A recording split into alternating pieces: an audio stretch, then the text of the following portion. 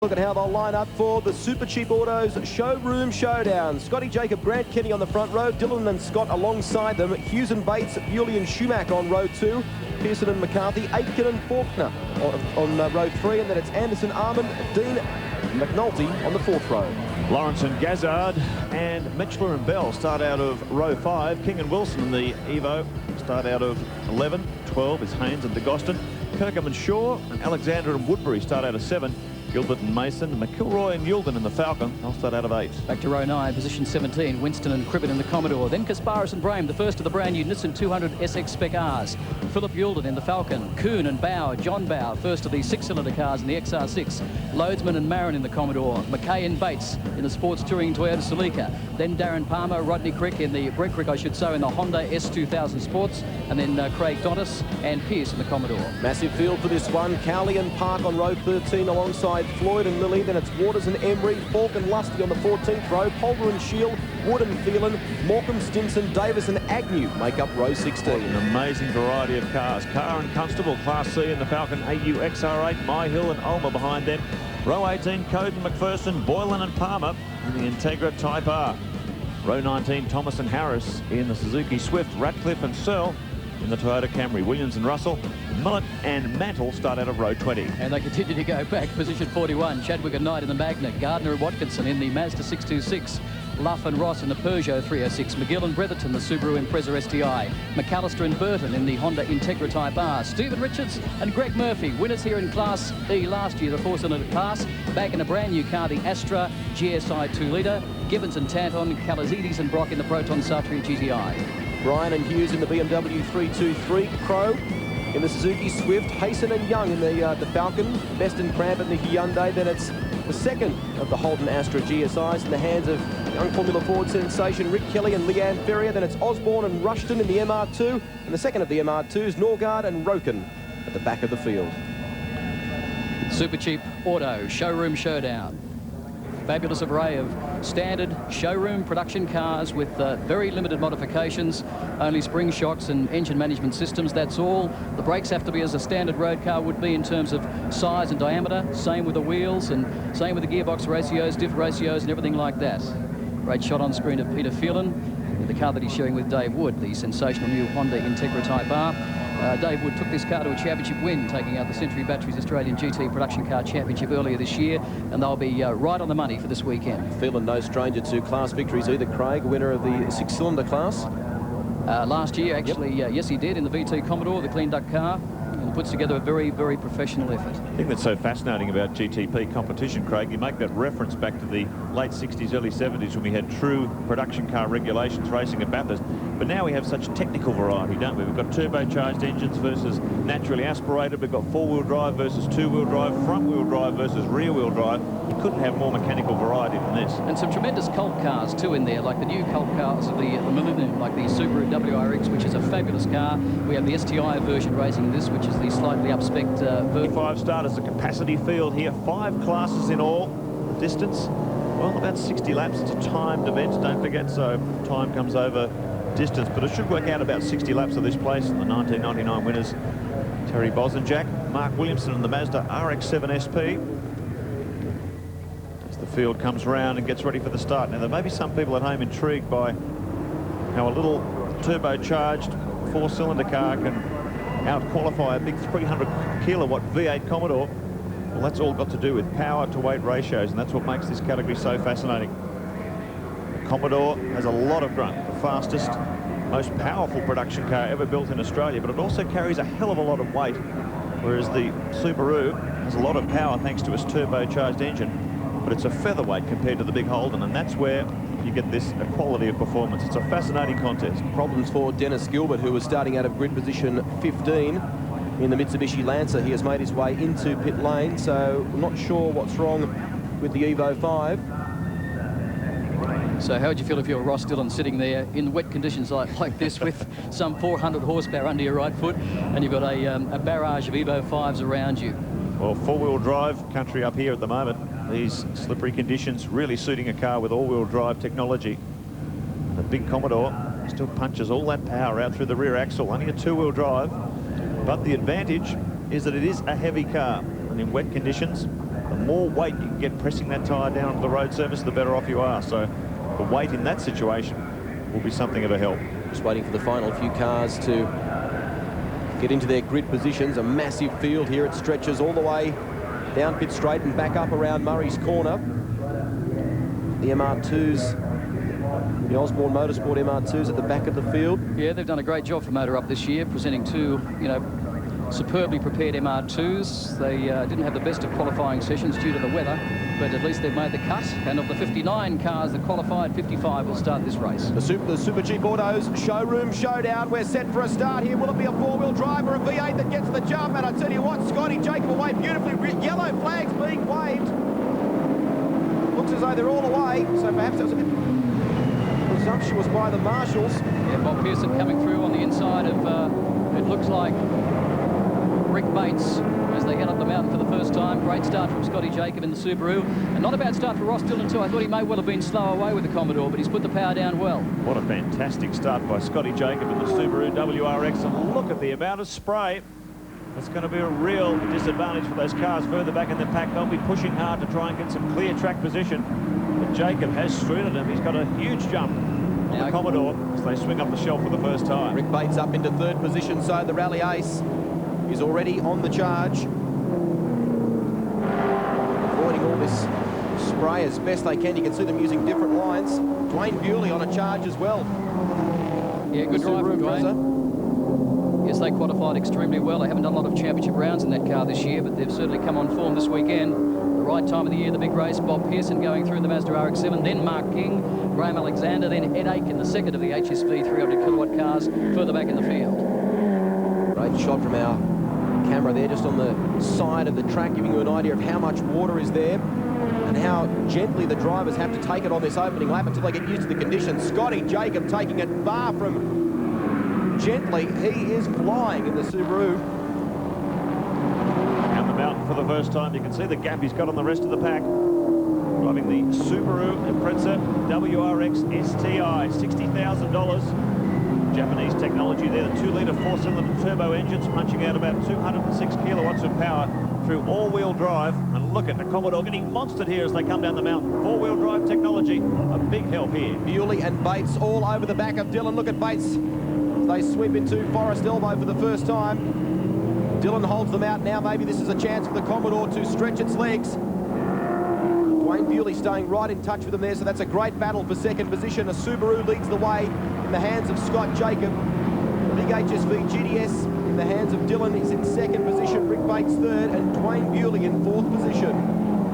Down Conrod Straight for the first time. The Supercheap Auto Showroom Showdown. 247 kilometres per hour was what John Faulkner clocked in the HSV 300 kilowatt in conditions like this in qualifying. So they're not a slow car. Incredible the way the water is. See from that aerial shot there before how the tyres do their job in dispersing the water. There's plenty of it on the circuit. The All-Star Subaru out in front.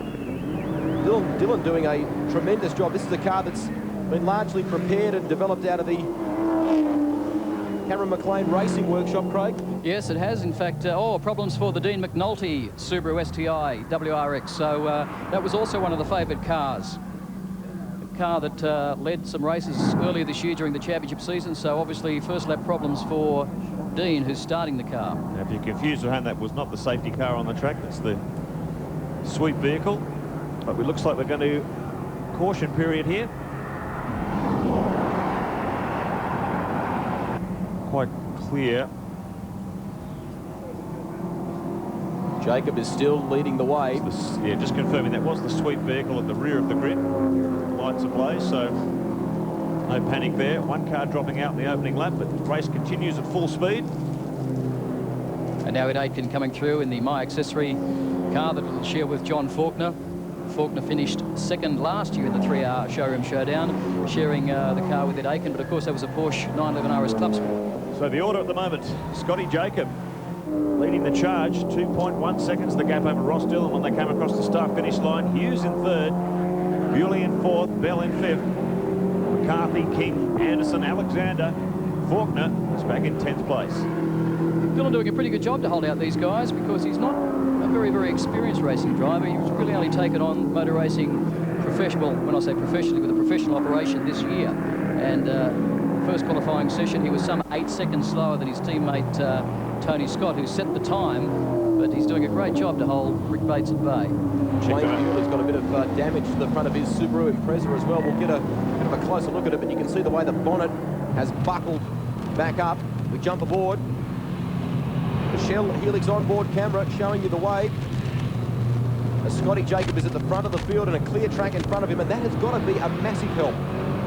Especially in conditions like this, there's no question about that, Rusty. I mean, you can see the amount of moisture coming off the windscreen now, so to be sitting out in front and at least being able to see where you're going, whereas further back in the pack, as John Faulkner said the other day, he came down Conrod Straight, touching almost 250 k's, and it was absolutely blind in front of him. He had no idea what was going on. Ross Dillon's doing an outstanding job in this VT Commodore, the VT HSV GTS 300i. Very long title.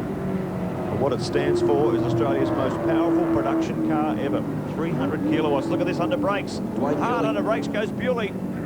He's locked up the front, but he's managed to get away with it. Can he hold that position?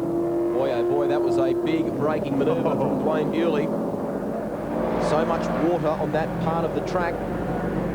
Bewley, who's had an impressive history here in Australia, hasn't had regular drives.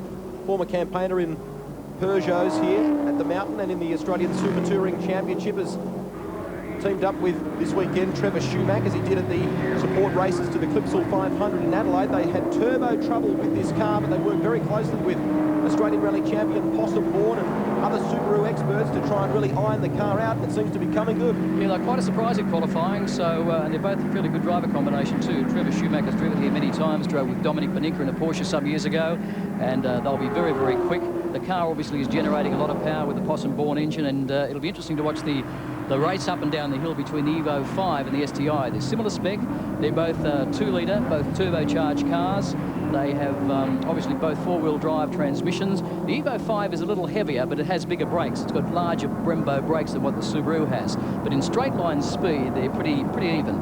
Craig, I believe that Subaru's carrying a global positioning system of some sort. Yes, got the whereis.com global positioning system, and no doubt Dwayne's using it to pretty good effect to find his way through the fog. Might end up someone's driveway. He's got some damage to the front of the Subaru, but doesn't seem to be slowing him down. There's a car in trouble there off to the left on the approach to Reed Park. Yeah, that's one of the EL XR6 Falcons out of the six-cylinder class. So problems for that car, which is driven by Manel and Armour. We can expect a fairly high attrition rate on Mount Panorama this afternoon. Treacherous conditions. Drivers thread their way through the spray. All sorts of drama to unfold here before the Supercheap Auto Showroom Showdown is completed. Which has been a pretty clean first lap or so, Mark. I thought we might have seen some more incidents, given that a lot of these guys are racing at Bathurst for the first time. They haven't had a lot of track time, and all the track time has been pretty much under wet conditions or changing conditions. So they've all done pretty well to get through the first lap or two pretty much unscathed. There's Gilbert's car back in pit lane. We mentioned that he pulled off before the start of this race, so drama unfolding already in the Supercheap Autos Showroom Showdown, and we are in the very early stages. There's Ross Dillon in second place, but Scott Jacob is scampering away at the front. He's opened the lead to 3.6 seconds now. Fastest lap, a 2-minute 52.26. That is the fastest lap of the race. See that Bewley now starting to close on Dillon for second spot, so we'll watch these two over the next half lap. There's not much in it at the moment, about 0.6 a second. That is a big chunk of motor car, that HSV GTS, $90,000 worth. Of course, up front it's got the Dillon sideways too. Latest generation 5.7-litre all alloy V8 engine. What's happened here? Someone's tried to dive down the inside of him. Ooh. Right under our Channel 10 chopper, bird's eye view. Now I'll tell you, that's Bell. You can see Dwayne Bewley having to stop there in the background as well. So Bell trying to get around some lap traffic, and Best has been... Ow! He got pinched. Well, only 6 laps down. They're already starting to lap the slower cars, and with a big field of 55 cars in these kind of conditions, guys, I mean, I guess this is likely to happen all afternoon. Oh, yeah. We got some dramas too. Looks at things that maybe Ross Dillon, yes, there it is coming into pit lane now. Is this a tactical move, or is this a drama? The car seems to be coming in fairly slowly. Yeah, I think you must have a problem, Rusty, because both drivers, well, no driver can do more than 2 hours. So Ross is well under the the first hour, so I would think It would be coming in that slowly. Yeah, that car is limping up pit lane, isn't it? and there's been a lot of consternation about problems with these cars under race conditions with engine oil temperature and diff oil temperature. Quick shot there of young Ryan McLeod coming out of pit lane as well to have a listen to maybe what happened or what's going wrong to Dylan's car. Ryan will run in the Chico Rolls Commodore tomorrow in the FAI 1000. Such a shame to see Tony Scott go out of the GT production car race, which was a support event to the Adelaide 500 earlier in the year. And wasn't he spectacular? Oh. He was just brilliant, and brilliant to watch in this car too in qualifying. That was only in club sport specification. The car had 250 kilowatts, not this maximum 300 kilowatt engine specification. And it was just something as simple as a little bush in the gear stick that came afloat. Yeah, and the reason for that was, Mark, it couldn't hold up with the temperatures. Yeah. It was a little nylon bush that actually melted and dropped down into the internals of the gearbox, and that took him out while he was leading. But these problems have only surfaced through all the testing that Holden have done with these cars through the Outback.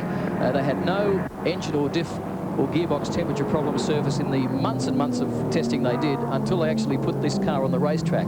Now, of course, they're about to export these cars to the Middle East, which have, you know, significantly even hotter conditions in Australia. So again, I guess one very clear example of how racing improves the breed. Yeah, the things they learn in events like this can then be migrated to production cars on the road. We're keeping an eye there on Mark King in the Mitsubishi. He has actually managed to get around Dwayne Bewley. So King, the newly crowned champ, has moved ahead of Bewley and up into 4th position. John Faulkner just sitting inside the top 10. There he is there. The black Commodore just sweeping out of shot, showing the car with Ed Aiken. Oh, the squeeze here. 3 wide as they come out of the elbow. I'm not sure if they got away with that, but boy, there was some panel rubbing. So just shows how difficult it is. There's so much spray out there. Visibility very much reduced. And you're going to see a lot of driver error. You can see the mirror flapping on that Falcon. I think that was caught up in that little altercation. So you're going to see a lot more of this. These weather conditions are not improving. The rain has not stopped since we got the track earlier on this morning. Gazzard is going hammer and tong here with Mark King. Yeah, he's really taking it to Mark King, isn't he? Having a look down the inside. I think he's got him, Craig. He has got him. The brakes.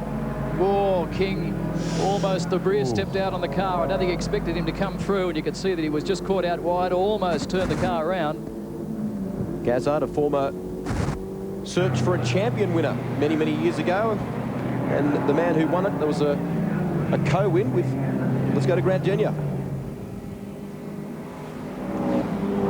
Retired, what's the problem? Well, we're not 100% sure at this stage, but it's just somewhere in the drive line. It's either gearbox, drive shaft, something along those lines. It's just Ross said that he could actually get a gear, but it just doesn't have the drive to continue on. We knew these hard-working Commodores would have their Achilles heel. Is this expected or unexpected? This is very unexpected. We'd done a lot of preparation for it. We'd actually changed gearbox and most of the parts on the car last night.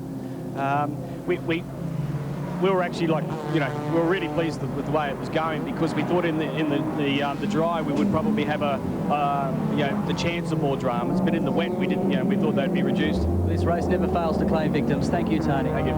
Calais-Zidi's in all sorts of trouble there in the Proton Satria down at Murray's Corner. So manages to get it back on the track. Now we hear that car 67 maybe being black flagged for a noise infringement of some sort. Nigel Williams, who of course is campaigning in Class E. Little Proton Satria GTI. It's almost a sister car to the Calais-Zidi's one, with backing from my car. So obviously some kind of problem with the muffler system or the exhaust system with that car.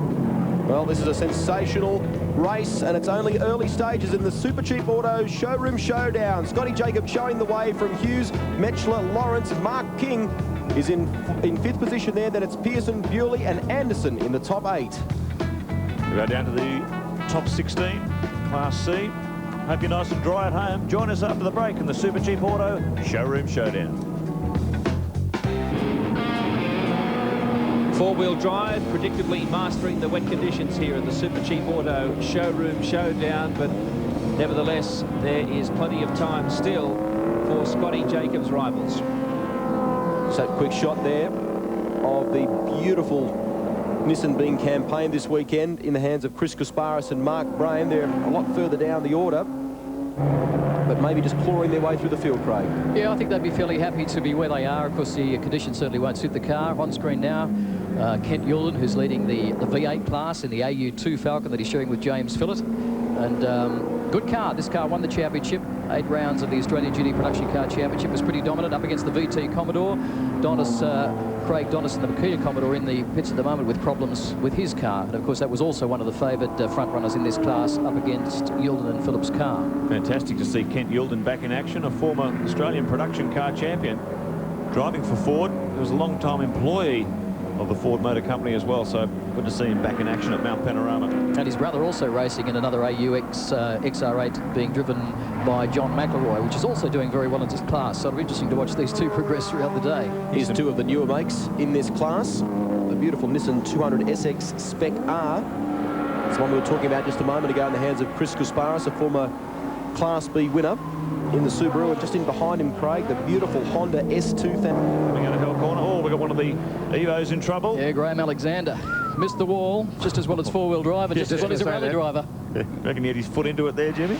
I was just going to say just as well as four-wheel drive, but yeah. Grant? Down here in pit lane, a bit of perseverance needed for the Proton team. Sam, you're the team manager of the cars. You've been pinged for being a little bit too noisy. What was your solution? Well, we cut up a Coke can and we've wrapped it up at the end of the exhaust. Just see what happens now. Will it last? I hope so. We were in first position, so I hope it lasts. Of course, Cozzie's in the other car too. A definite chance for Class E honours. Do you think it's going to affect the other car? I'm not sure. We just want to get in first place. It's just been a big day, big week. And they should have pinned us yesterday if they're going to pin us. They had that meter on all week. They should have pinned us yesterday, not today. Let's hope it works for you. Thank you. Well, Sam's about to get busy, Grant, because the car of Kozzy Kalaitzidis is only a couple of metres further down pit lane. He's making his way back in, but isn't that quite incredible in the days of all this modern technology and these beautiful new road cars, that a bit of backyard ingenuity has got to get you out of trouble?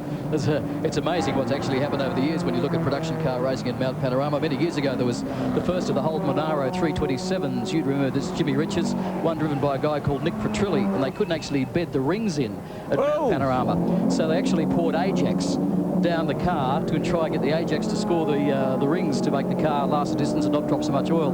But I think he actually retired with Suds clock. So well, his clothes were clean. Just watching the rear brakes. Yeah, it looks like he locked up the rear brakes going into the cutting there. John Faulkner, the black Commodore, you can see it in there amongst all those cars. Faulkner's doing a great job at the moment. He's 6th outright.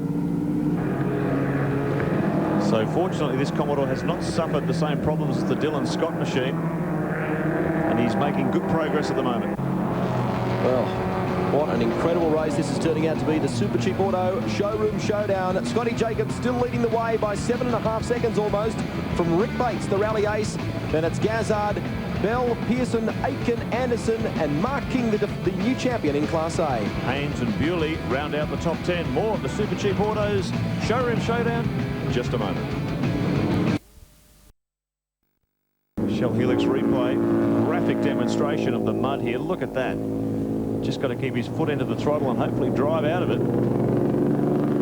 But Jim, do you know why that section of the track coming up toward the chase is so slippery? We've seen so many cars going off there. Well, there is a little bit of tar as like track repairs down there, and of course if they get on it and with one wheel and lock the wheel up, then of course the car doesn't stop any good. They've got to get off the brake and reapply it, and that just runs them out of room, obviously. Very close stuff. He's managed to get out. Did he do it? Well, you can see how badly the Golf Green's been ripped up there too by so many cars which have gone off there over the past 3 days. Trouble is, he's now carrying an extra 75 kilos in mud. Here continues our race leader, Scott Jacob. And looks like he's opened up the lead once again. 10.7 seconds now over Rick Bates. So there's a great battle here going for the lead.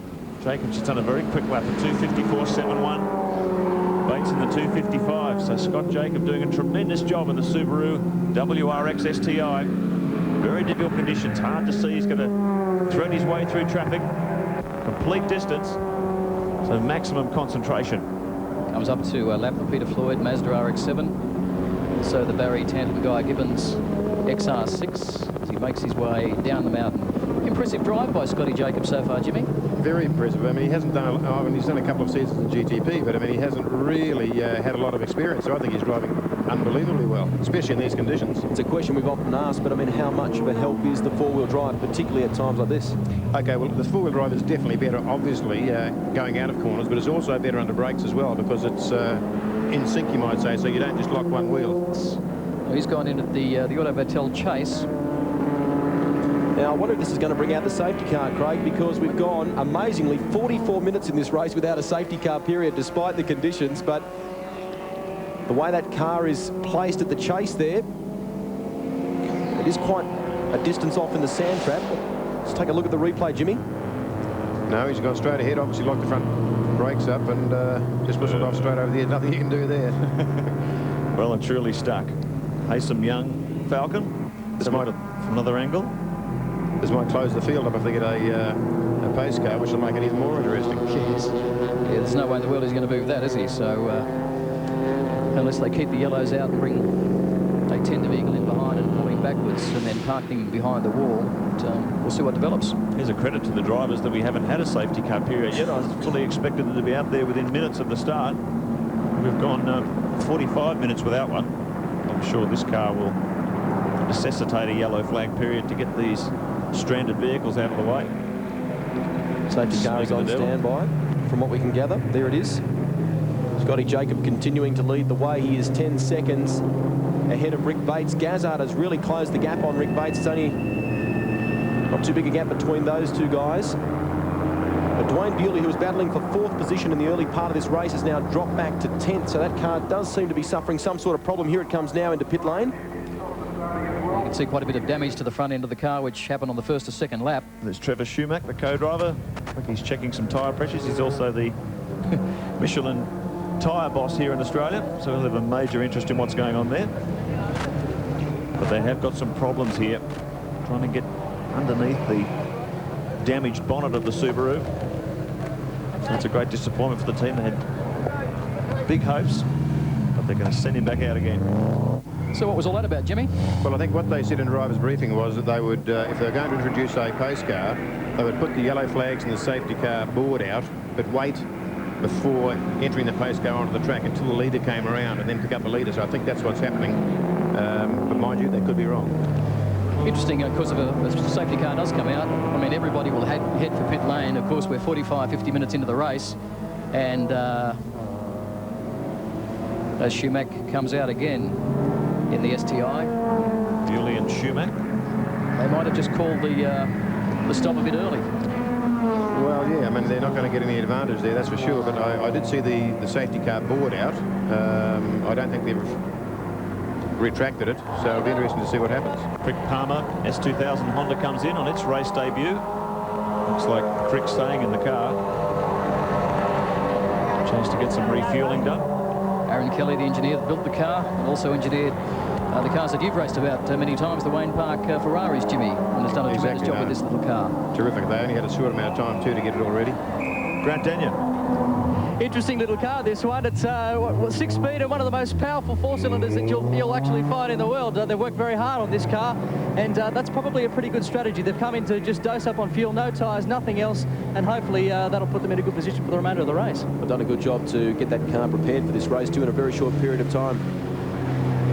And it's a beautifully designed car, isn't it? Just a very, very pretty road car, the Honda S2000. As Mark said earlier, about $68,000, $70,000. Revs to about 9,500 RPM as we see one of the Sartre's back in the pits with the end of the Coke can burnt out. Greg Crick, I think, has timed that pit stop to perfection. He's come in for the fuel and gone back out again before the safety car has actually managed to pick up our leader. And our leader is in fact in pit lane. So Scotty Jacob has just come in for a stop. See a marketing opportunity here for Coca-Cola to produce their drink in stainless steel exhaust tubing. The homologated racing version of Coca-Cola. You never know when you're going to need one. So all sorts of drama unfolding here, as we always see in the Showroom Showdown. Production cars put to the test. The toughest circuit you'll find anywhere in the world. Rick Bates comes in for his stop. This was a car that's run pretty much second on the road once the Tony Scott Ross Dillon car retired. Looks like Scotty Jacob in two, changing over to Grant Kenny. So all sorts of driver changes and pit stops taking place now under this safety car conditions. Which is a good strategy by the time they all sort themselves out and we get the correct times on the monitor. We'll see where all the players are standing, but this is a frantic time in pit lane. Everyone takes advantage of this caution period. Rick Bates strapping in Hughes. So a change of drivers. Rick Bates gets out, Hughes in. To abate the noise here, but I have a feeling, gentlemen, that they should have made a better job of this in one single stop. Coke can didn't last too long, Woodsy, did it? So they brought it back in, and they're endeavouring to try and reduce the sound. They've been pinged on a couple of occasions for breaching or making the... Oh! Everyone's losing their head. 10 out of 10 for effort. No, it's pretty hopeless trying to do this in such a rush situation. We should mention, guys, that of course all cars have to come within a 98 decibel noise limit within a certain distance from the track, and this car has obviously breached that. They get a stop-go penalty, a black flag for every time the car does breach it. And interesting, only 2 Proton Sartris are entered in the 4-cylinder class, and both have had the same problem today. I don't think bashing down the edge of the exhaust pipe is going to do too much in terms of reducing that noise problem, though, Craig. No, perhaps I suppose Jimmy Richards, they could consider dropping 1,000 revs, but... In that little car, they need all the revs they can get, I'd say. But I think if they squashed the pipe up and made the orifice a lot smaller, then it may have a difference. But it must be said that it's not Proton's fault that it's making a noise, because the exhausts are allowed to be modified. So. Absolutely, yeah. Modified for racing conditions. And, of course, the one thing that we've noticed in years of racing, Jimmy, is that the cloud level can actually affect the noise level. When you've got low cloud, it tends to keep the noise within the atmosphere a lot lower. Therefore, it can be louder than perhaps what you'd get on a fine day. No, that's exactly right. I mean, even in the days when noise levels first came in, we'd find that one practice day, everything was okay. Race day, the car would be way over. So you had to virtually tune them well below the limit so that you didn't get caught. The lights are off on the safety car. We're getting ready to return to racing this time around. No doubt a lot of nervous team managers and drivers in the V8 camp at the moment. Don't forget, folks, the top 10 shootout for the FAI 1000 for tomorrow's big race is coming up a little later on this afternoon. So we get set for a restart in the Supercheap Auto Showroom Showdown. There's been a lot of pit stops during this safety car period. It'll take a lap or two to sort the lead positions out. Peter Gazzard, who we mentioned before, winner of the Peter Jackson Search for a Champion competition many years ago, is very well placed. He won that championship, ironically, with Rick Bates, who is also well up there in this field. Just watching Ed Aitken turn into Murray's corner there. Looked like locking rear brakes. That's about the 3rd time I've seen that happen with that car. Should make it a bit of a handful in these conditions. It'll be interesting to see whether Aitken actually pitted during that safety car situation, because he's well ahead now of Jacob on the road. He's got slower cars in front of him that are class cars, although Clyde Lawrence is now coming through in the Subaru STI. So interesting to see how this is going to reshuffle the leaderboard in the top 5. Jimmy, how's everything going in terms of preparations for tomorrow's big race for you? The Cat Ford seems to be quite well placed. No, it does. We've probably had a lack of track miles due to the weather conditions, but I think everyone's in the same boat. So, you know, reliability will come into it, and a consistent pace that keeps you out of the pits will be the key, I think. On behalf of all of us, mate, well done on winning the Nations Cup Championship not so long ago, and have a great race tomorrow. Maybe it could be win number 7 for you. Let's hope so. Thanks, guys. Good luck. Jimmy Richards there with us. Just talking to Jim there, the tail of that car, that black Commodore, just continues to step out, particularly under brakes. Not sure whether they've got a brake balance problem there, but there seems to be a real handful when he comes into some of these corners, and he's hard on the brakes. When Satria's back in again, they're going to try and bash this exhaust closed, try and reduce that noise level. Just wondering why the noise has created a problem today, but it hasn't on other days in the lead up to this race. Baz?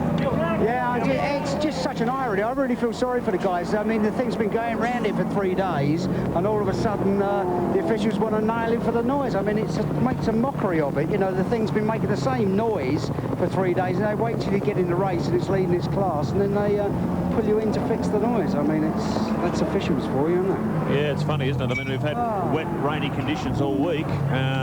You could have blamed on cloud cover coming in today as being different to the rest of the week. We've had rain all week, so it's quite extraordinary that they've been pinged for noise this time around. Just watching this Ed Aitken, John Faulkner, 300 kilowatt Commodore, and they have been having a real battle with this car under brakes. 3 or 4 times. Looks like he was going to spin it. What's this as the Shell Helix replay as he comes up toward the cutting? Look at this. Ooh, I tell you what, lucky to hang on to that. That's good driving by Ed Aitken. And that same situation almost happened off the restart too, as he brought the car down into Murray's corner. Exactly the same thing. We talked earlier in the telecast about the Ross Dillon car and how a lot of the development has been done by Cameron McLean and the Greenfield Mowers V8 supercar team. Well, it's the same deal in a lot of respects for the My Accessory Commodore, John Faulkner. And the boys in his V8 supercar team have been quite instrumental in the development of this car, Craig. The car was actually built by Ryan McLeod at John Faulkner Racing, and the engine's been done by John Sidney, so there's a lot of experience that's gone into this car. It's been superbly built, and Peter Lewis Williams is the team manager. It always turns out a very, very good operation. I think actually he's enjoying GTP a little bit more in the Commodore than what he perhaps did in the Porsche Club Sport, because, I mean, there's always a very, very good man that could beat Jimmy Richards or Peter Fitzgerald on his day, and Ed was forever the bridesmaid, I suppose. And he's found that with this car in this category, he can very effectively run at the front, and he's driving extremely well. There's a lot of surprise faces when that happened, wasn't there? Because he'd spent so many years in Porsche Cup campaigning various different makes of the 911, the 959. There are a couple that spring to mind, and then GTP as well. And now he makes the change of mark and really enjoying it, as you say. Oh, he's sideways again. Oh, I don't know how long he's going to stay out there under those conditions. He's just getting closer and closer to the back coming around under brakes. To watch that throughout the day. He'll have his heart in his mouth. Can't get those rear brakes to behave themselves. So got the order at the moment. Peter Gazzard leading 2.1 seconds ahead of Aitken. Bell in third, McCarthy fourth, Kenny fighting his way back after that change. Was the race leader in Scotty Jacobs' hands. Did a driver change and refueled. Now Kenny's back out there. He's fifth. So positions continually changing. Jimmy Myhill running second in the 6-cylinder class at the moment, the class being led by John Bow, who's a fair distance up the road at the moment. Gaggle of cars here. Look at the mist and the spray as the faster cars try and pick their way through.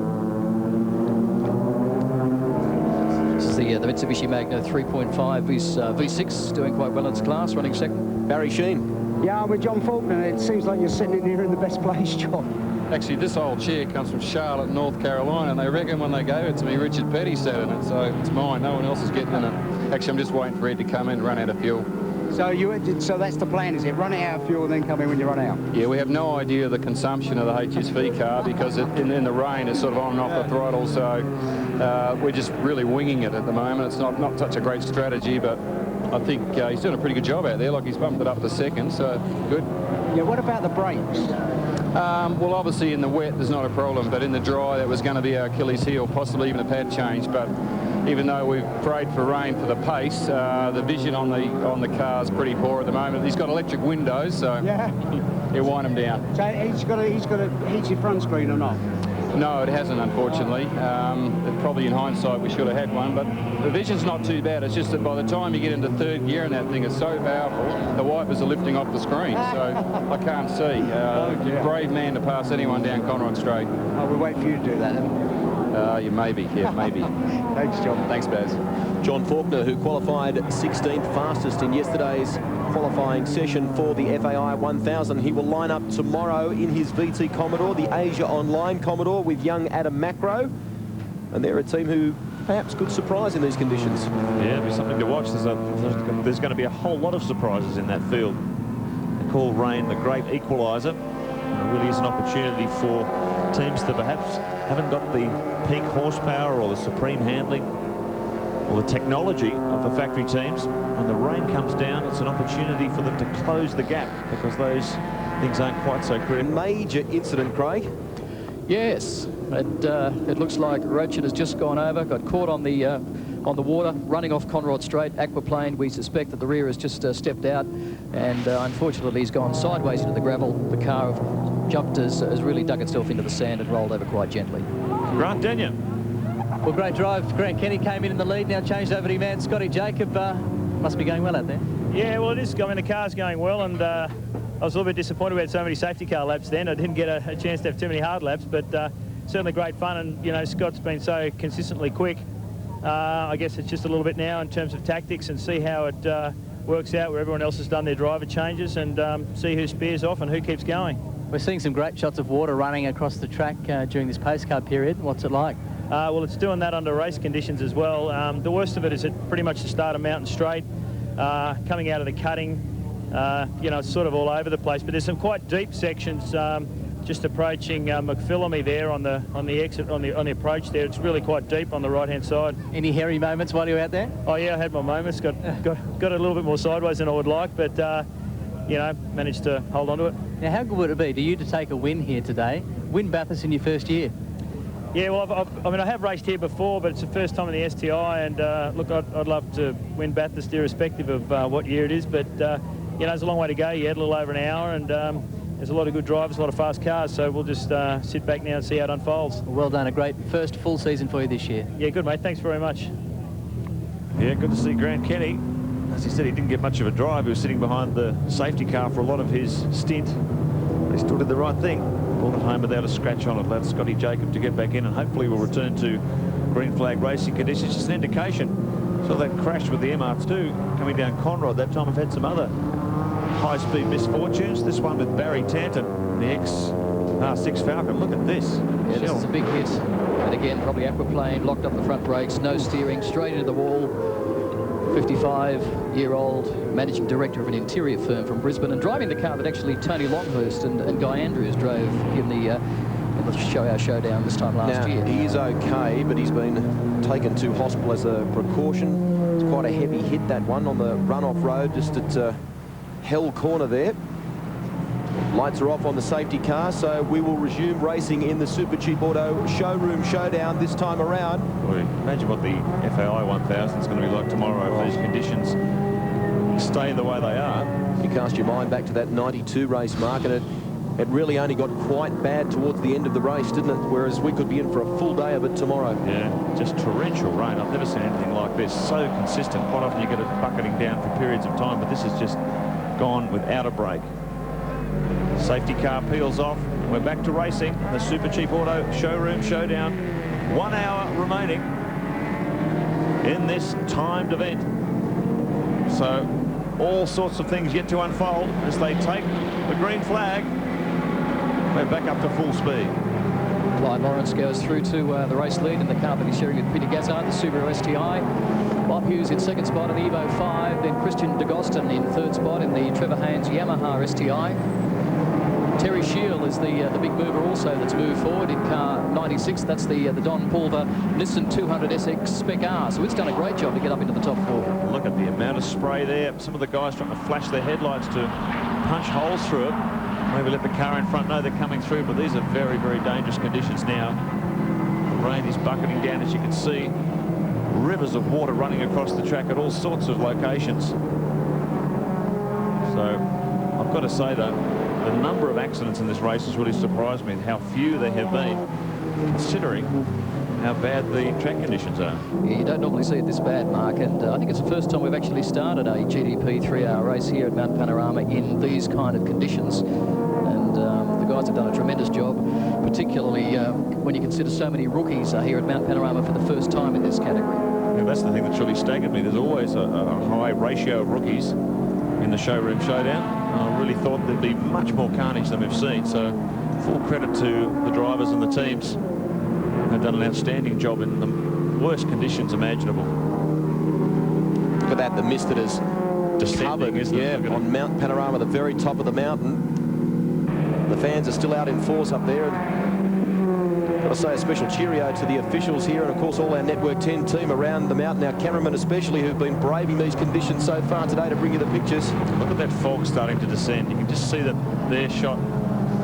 The top of the camera is just getting thicker and thicker on the top of the mountain by the minute. Lawrence and Gazzard on top at the moment from Bates and Hughes, and it's Haynes and DeGostin, Pulver and Shield, Anderson and Armand, Kasparis and Brayman moved up into 6th position in the Nissan 200SX, and it's Morecambe and Falk completing the top 8. Less than 1 hour to go, but plenty more action to come in the Supercheap Auto Showroom Showdown. Back with more after the break. The Supercheap Auto Showroom Showdown. And what a battle. They talk about blind corners at Bathurst. Well, when you add mist and rain to the mix, it truly is a test. for all the drivers. Lawrence at the moment in the lead. From Armand, Hughes, Shield, Brame, Faulkner, Stinson, Lusty, Rickshaw and Christian de Gostin makes up the top 10 here. Ross Armand throwing out a big challenge here, Woodsy, as they come to the end of Mountain Straight, and he's taken the lead. So Ross Armand moves into the lead from Lawrence. Boy, oh boy, he just lined him up, didn't he, Craig, didn't he? Yeah, first time he's taken the race lead too, Ross Armand. A big, happy fella that's about 50 kilos overweight from Adelaide. They say he's got more chins than a Chinese phone book, but he's doing a tremendous job to lead this race for the first time. Should also welcome John Bow to the commentary box. Been out there for a bit of a stint, JB. What was it like? Well, it's not as pleasant as it is in here. Much nicer in here. It's pretty bad conditions, I think, as bad as I've ever seen here. Probably no worse, but as bad. And I reckon they've done a pretty good job to not have more accidents than there has been. I've been quite impressed by the driving standard. He's been doing our sums on where these cars are relative. I think John Faulkner's probably looking pretty strong at the moment. He's 6th in the order. But keep in mind, Ed Aitken did almost a 2-hour stint and didn't have to refuel. So yeah, that was an amazing effort, actually, Mark, because Specs and HSV in qualifying, they estimated the car was using about 2.7 litres of fuel per lap. So to get to a nearly 2-hour time in this race without a fuel stop has been a tremendous effort. So they're in pretty good shape now with no more stops to make. And, of course, Faulkner in the car. Yeah, they're looking pretty strong. We're not quite sure where these turbo cars in front of them are positioned. Have a look at the Shell Helix replay. Another one in trouble. Almost like Tanton, wasn't it? Yeah, that's the Mechler Bell car. He managed to gather it up and drive straight up the escape road. Didn't drill the bank. There's quite a nasty puddle there, and if you actually hit it while you've got the brakes on, the car seems to sit up on top of the water and aquaplane straight ahead, and I'm sure that's what happened to that Falcon earlier. Now, Ross Armand has really cleared out here on Lawrence, and Hughes is starting to close in on Lawrence as well. So I'm just wondering if the Lawrence and Gazzard car may be having some sort of problem, because Armand really just reeled him in so easily going up Mountain Straight. And Hughes is now closing as well. Grant Denyer. Well, I don't know whether I can pick the outright winner, but I know that for Class B, I got my money on Neil Bates and Peter McKay, because in that Celica, you were second outright when you came in, and you were, in fact, 1 lap up on the rest of the class. Yeah, the wet conditions have been great. Like, I've enjoyed myself out there heaps. I know everyone else probably isn't, but I'm having an absolute ball. Actually, it was a strategy to see how far we could go in the fuel, and we went an hour 56, so we're very happy with that, obviously. Amazing performance, because this guy has only, I think, done an extra 2 rounds on top of this race here, and it has actually had problems in those rounds, so it's a fantastic effort. Yeah, no, it's exceptionally good. We're very happy. The car handles unbelievably well, and you know, I went to Calder and the car was quite quick there, but I had a couple of fuel surge problems, but we've sorted that out, and yeah, it's a very quick motor car. I'm not sure that's faster than the other cars in the straight line, but it certainly handles a lot better. Now, Peter McKay, the motoring journo, of course, has just stepped into the car not that long ago. How's he going to go? Is he going to bring it home? He'll do a great job. He'll be fine. I got complete faith in him. He'll be right. Good luck. Thank you. Yeah, great drive so far by the team in the Toyota Celica. Armand, some fast laps being swapped out here. John Faulkner did a 2:54, 2 minutes 54 on his previous lap. Now Armand's brought that down to a 2-minute 51. It's the fastest lap of the race. Since that lead change, Mark, look at that. When Armand has come across the line ahead of Lawrence, 7.26 seconds in 1 lap. Yeah, he is flying. Faulkner's going fast too. This is going to be a pretty exciting battle. Just keep in mind, Faulkner does not have to pit again.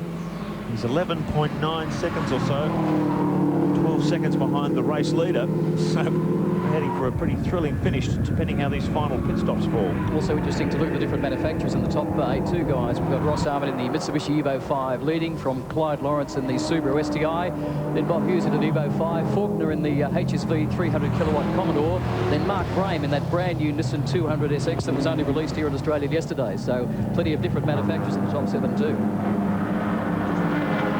The RX-7 of Mark Stinson also up there. Then Rickshaw in car 71 in the car that he's sharing with Phil Kirkham. Good shot there of young Nathan Thomas, who's leading things in Class E at the moment in the Suzuki Swift. And that's a tough class, the Barter Card Class E. There's been some Unfortunate dramas for Kosi Kalazidis as well. And Greg Murphy just behind Nathan Thomas, running second on the road in this Bartercard four-cylinder class. Thomas sharing the drive with Bill Harris. Did pretty well in the championship this year. He finished fairly close to Kalazidis and Luff in terms of the point score. It wasn't really decided until the final round of the championship. But a young guy that's backed by SMS or SMC Pneumatics, has been for most of his career, is a pneumatics engineer and absolutely is on the money when it comes to driving hard. The pit lane, he spun it, and there is a sand trap there. And bogged it. And that car is going nowhere. Four-wheel drive or no four-wheel drive, he's not getting out of there. Another replay.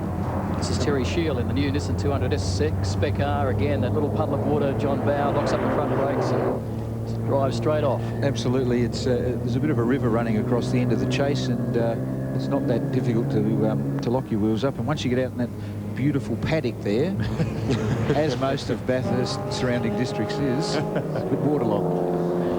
So Armand continues to lead this one, 9 seconds, but John Faulkner is on a charge. He's just on the fastest lap of the race, can you believe it? 2:51.41, and the My Accessories HSV Commodore, so he is flying. Faulkner's just throwing this car around like you wouldn't believe. More importantly, he just followed it up with a 2:51.7, which is pretty consistent stuff in these conditions. And Ross Armand hasn't driven, I don't think, for 12 months, 18 months, so he's doing a great job, but I wouldn't like to have Johnny Faulkner breathing down my neck late in this race. Well, the gap has come down now to 6.6 seconds, so we'll keep an eye on that for you between Armand and Faulkner. Grant? I'm down here, got a very excited My Accessory pit here. Here behind me, the boys are pumped up because in those last couple of laps, John Faulkner is pulling in Ross Armand about 3 seconds a lap. So he is flying, he's fanging the thing around like you wouldn't believe, and you can see all the team going, whoa, as he goes through the corners. And it looks like he doesn't have to actually stop. So he'll go right through to the end here, and he's looking really good to take out this Showroom Showdown race. They've had some impressive fuel economy from that car here this afternoon, haven't they? And Faulkner now can afford, by the sounds of things, to just charge out after Ross Armand, who's in the lead. John Bow mentioned before that Armand hasn't driven for around 12 months, but he does have a lot of experience with these four-wheel drive cars. Yeah, 38-year-old owner of Copy World. He raced at the Australian Rally Championship level in the early 90s. Was the first to race an Evo 3 in GTP in Australia. Finished 8th outright at Bathurst in 97.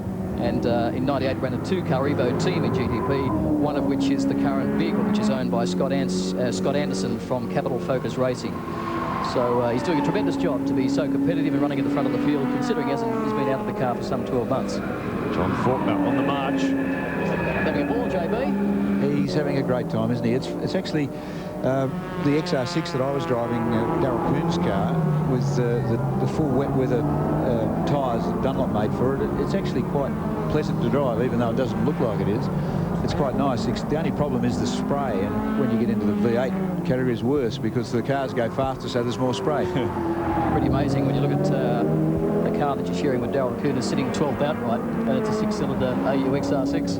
It is, absolutely. They're a great car. I'm involved with the Tickford company in their development, and that's why I found it was a great deal of fun to drive because, you know, it's almost like, I suppose, Jim Richards when he was racing with his child. Well, I'm racing with my child in a way. It's just a car.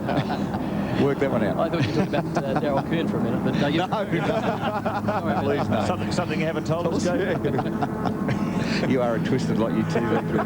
John Bow's love child, Darryl Coon. What a horrible thought that is. Here's the Nissan 200SX. He's been doing a tremendous job. He's up there in 4th position now, Mark Brame, former king of Class E, Suzuki GTIs. And now he finds himself back in outright contention and production car racing, so he's doing... And we've seen the Hughes car go off today. They managed to get it back out on the track, and unfortunately it has been beached again, so the safety car has come out on the circuit. Which, of course, is going to close up the gap significantly between Faulkner and Armand. Went in way too deep there, didn't he? Well, the rain's started to come down heavier, so his wet tyres may be getting worn. Yeah, just trying to get an idea who might be at the wheel there. I've got a feeling that might be Rick Bates, actually.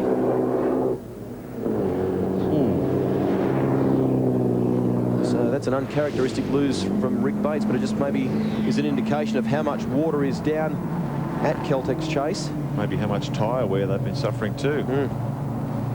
Graphic shot there, John, again, of the water running across the track and causing these aquaplane situations. That's the biggest problem, and you can get a downpour at the top of the mountain and not down here, so you can base all your sensors on what's down here, and you get up there and there's a river all of a sudden appeared. So, as Richo said, it's not the best place to drive in the wet. There's my mate. He's going well, isn't he? Yeah. Doing a great job. Hasn't made any mistakes. What instructions did you give him, John? I didn't actually give him any. He gave me some. Well, JB, just before you go... I told him the heater was on, actually, because it was...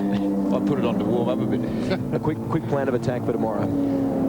Well, depending on the weather, of course. Nobody, I don't think, wants to drive in the rain, so I hope it's dry. And we're, still chasing the setup on our car for the dry a bit. We got caught out yesterday. I think the car was certainly good enough to be in the top 10, but we didn't make it, so that's the way it is. When I saw the weather this morning, I was quite pleased we didn't make it. But then I saw everybody spearing off down at the end of the chase, and I was very pleased I didn't make it. But, just obviously to play a bit of a conservative game early on to see where it all leads us, because it'll be a tough race. Quite a number of rookies in it, quite a number of, not so experienced drivers. So, I think we'll see the pace car a bit. And just hope that it falls our way a little.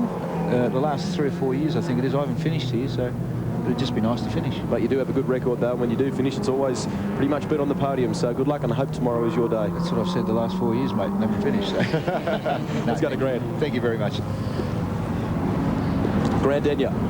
Class B is just really hotted up because of this pace car situation. Remember earlier on we did an interview with Neil Bates in the Salika saying he was a lap up and looking very comfortable for this win. Well, it's all changed now because Cowley and Wayne Park in the Integra have pulled them in 7 seconds a lap for the last 10, and because of this pace car they're now only 1 car behind each other, so it's pulled right in first, second and third in Class B, and now nose to tail, or will be nose to tail in this train once they all tighten up. So it's going to be a sprint to the finish for this Class B. It's going to be sensational. Yeah, it sure is. The fascinating thing, we just saw that shot before, as Falk and Lusty conduct their pit stop. Faulkner and Armand are separated by only 2 cars in this queue behind the safety car. So we're going to have a real sprint toward the flag. This is where we're going to see the big test between a rear-wheel drive, extremely powerful V8 sedan. Oh, the driver's window net hasn't been set up there. But just look at that from the Channel 10 chopper. You can see there's just 2 lapped cars in between our race leader Faulkner and second place Ross Armand in the Mitsubishi. So we should have a real chance to the flag here. Same story there, Mark, for the battle in Class C as well, with Yulden right behind Phillip. So in terms of some of the class battles here, we're going to see a pretty exciting finish. This is a timed race, folks, and just on 12 minutes remaining. So Bob Hughes and Rick Bates back on the track now in the Mitsubishi Evo 5. Plenty of damage to the front of the car. So out of the sand trap, and probably won't take the pits this time around. I guess the team will assess the damage. Okay, there's the situation.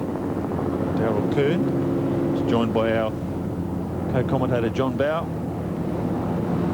And there's our race leader, the My Accessory HSV 300 kilowatt Commodore. And there's second place Ross Armand with the white Mitsubishi right there. So rear-wheel drive versus four-wheel drive in these conditions with 10 minutes to go. This is going to be a very, very fascinating finish. I find traction in the mud. Gee, look at the mess down there. Now Phillip was the class leader in this car, so that'll push him back through the field. So bad luck for Kent Yilden and James Phillip in this car.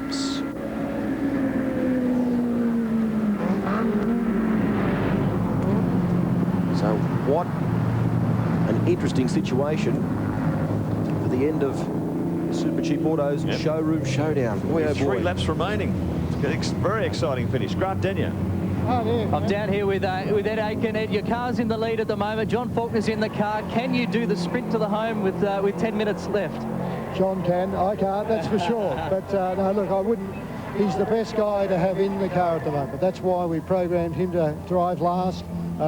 We thought it might be a run to the line, and I just couldn't think of a better guy to be in there. Ross Armand's there running behind us. Ross is actually a very good friend, an ex-rally driver, so he's good in the wet, but my money's going to be on John. Okay, but Ross does, of course, have the advantage of four-wheel drive. That doesn't concern you. This GTS is definitely holding its own this weekend. Yes, look, we've certainly been able to hold all the four-wheel drives. A bit of a surprise, I think, to everyone, including ourselves. But there's just a little bit of drive out of the corners, but down the straight, we've got the legs. And John was really sort of pumping it down there on Thursday into wet. Let me put a scenario to you. So Ross goes to make the move on John Faulkner, and there's a coming together. Any love lost in the friendship then? Oh, I think we have to consider it then, but we'll worry about it then, Adrian. Good luck. Okay, thank you. I think John Faulkner actually, Ed Aiken said the same thing this time last year, remember? Because Bozajak and and Williamson in the Mazda RX-7 were ahead of them. Faulkner had just jumped into the Porsche, and there was a sprint to the flag, and he was hoping to get to first outright, but he finished second by about 9 seconds. We understand that Greg Murphy has radioed the pits and that the fuel light may have come on the Astra. You can see him there just coming past your screen in car 17. So even though there's only a couple of laps left to go, one would suspect if the fuel light is on, he may have to come in for a splash and dash. The amount of fog there is on the top of the mountain, it's been worsening throughout the day. It's incredible, isn't it? It's almost summer. Yeah, just incredible. We've had such beautiful weather on this late November weekend for the last 3 years, and the law of averages tells you that sooner or later you're going to have a wet one. Well, this is a wet one, all right. It has not stopped raining, but day after day after day, rivers of water running all over the place, knee-deep mud in places. It's just atrocious, the conditions here. Well, now this has greatly affected the battle in Class C. They've done such a good job all day, haven't they? Under safety car conditions, they found themselves offline. I don't know how that happened. The Philip Yulden car. And has put the Brett Yulden, John McElroy car now in the class lead from Alan Barron and Scott Loadsman's Commodore. Getting set for a restart in the Supercheap Auto Showroom Showdown at Mount Panorama. There goes our race leader, John Faulkner, in second place. Ross Armand, 2 cars behind him in the queue. And we've got barely 5 minutes remaining in this race. Look at Armand on a charge already. He wants to get past Darryl Kuhn as quickly as possible. Now, bear in mind, this is a timed race. There is enough time for 2 laps. In this one, Faulkner has already cleared out. He's got the foot down. 300 kilowatts of General Motors grunt under the bonnet of that car, and he's using every one of them to open up a lead on the turbocharged pursuer. Look at this. This is what it's like back in the pack. What a shocker. What a tough day at the office. Oh, I tell you what, Scotty Jacobs is going to try and go up the middle here. I thought he was going to try and thread the needle. He still might. The gap's closing, though, between him. That's how hard he's revving that turbocharged engine in the little Subaru WRX STI. Hard under brakes. He's got the window open too, and you can hear the Boyle and Price car off to the inside there. Scotty Jacobs swings it through Speed Stick Bend and up towards the cutting. That is Melinda Price at the wheel. It gives him racing room as he swoops around the outside through Speed Stick corner. Back there in 7th spot at the moment. And the real battle here is between John Faulkner and Ross Armand for the lead, and ultimately the win in this incredible event. And it looks like John Faulkner, though, has really scampered away using all the horsepower. Oh, one in trouble there. Yeah. Searle Ratcliffe Toyota Camry. That's Ron Searle. That looks like it's at hell corner, I'd say. Yeah, let's see what's happened. Oh, he's run straight off. Yeah. Seen that a number of times on the Shell Helix replay today. He's just caught out at the restart with the water across the track, and he's understeered straight off into the sand. So Scott Jacob continues his charge. He's currently in 7th position. The Subaru WRX. Searle was 3rd in class in the Toyota Camry when that happened. So the Toyota, the rain being a great equaliser for the Camry, because it's pretty much at the end of its development now and struggling against the likes of the Magna with the bigger 3.5-litre engine. Grant Denyer. Well, John Faulkner might just have a bit of a buffer to get through and take this win, because Ross Armand has a little bit of a problem with his front right tyre on that Mitsubishi Evo. He's been driving so hard, he's worn the thing right down, and it is really hard to handle. So though he's pushing hard, it doesn't look as if the team is not quite confident he's going to actually catch John Faulkner. Well, a tremendous effort from those guys, so a shame about that if that's going to cause Armand a problem in the last lap or so. But it's not over yet. Rick Shaw in third spot, then Brame and the Nissan 200 SX. They're all on 51 laps down. Then Stinson, Wilson, Jacob. They're your top 7. Terry Shield in the second of the Nissan 200 SXs. Yellow flag out. Warning of that Camry stranded in the kitty litter. This is the battle. You saw the leader go through. John Faulkner, his Armand in second. 4.1 seconds the gap. This should be the last lap by our calculations. And that's the gap between first, second, third and fourth on the road. We've got 2 minutes to go. I'm sure John Faulkner will easily exceed that before this lap is over. Very bring the race to a finish. Sitting some incredibly quick times, Mark, at 2:48.76 on the last lap around. So Faulkner has in fact doubled the gap between himself and Armand. It was 2 seconds. It's now out to 4.1. Up through the cutting should be the final time for Ross Armand. It's been a great battle between the rear-wheel drive, naturally aspirated Commodore, and the four-wheel drive turbocharged technology of the Mitsubishi Lancer Evo 5 or Evolution 5. And there's the crew. Have everything crossed, hoping he can bring it home. Tremendous victory. This will give a lot of satisfaction to the Holden Special Vehicles operation too, I'm sure. It's great to see their road car products being put to the test under competition, and they've come out trumps. Yes, I'm very nervous about today because they figured if it was a warm day, there was no show that these cars would last beyond perhaps 2 hours because of the problems they've been having with engine temperature and oil diff temperature, particularly under race conditions. But this kind of weather, of course, has allowed the diff to keep a little bit cooler, the engine oil temperature down, and the car's been able to run hard all day. Both Aiken and Faulkner have run a superb race too. So he came out of Forest Elbow there then. You can see Faulkner all crossed up. They've managed to get the Camry out of the sand trap. So Ron Searle continues his way around, and not too far in behind him is John Faulkner, who is on his way home in the Supercheap Auto Showroom Showdown. Last year they were second, Aitken and Faulkner, in a Porsche. But this year they are on course to take victory in the My Accessory HSV GTS Commodore. It's been a marvellous drive from both of them. Very calculated performance. And Faulkner and Aiken have been right on the limit in this big 5.7 litre Commodore against the might of the four-wheel drives who are expected to dominate here. Holden and HSV with the big 5.7 litre take victory. Well done to Ed Aiken and John Faulkner. They take out the Supercheap Auto Showroom Showdown. Well, second last year in the Porsche 911 Club Sport to the Mazda RX-7 SP of Boz and Jack and Mark Williamson. So it's great to see a tremendous effort from the Ed Aiken team. Rick Shaw and Phil Kirk, and they'd be pretty happy about coming home in third spot too, Rusty. Wonderful performance. Just coming across the line now was Mark Brame. So despite the fact they didn't qualify too well, both Brame and Kusparis, they finished in fourth position behind Rick Shaw. There's Scotty Jacob. Let's go to Barry. Yeah, what do you reckon of that then, Ed? I think that was sensational. Oh, he had a high in our mouth on the last lap. And yeah, like just at that entry, the last corner, I mean, was he confident? It was just brilliant.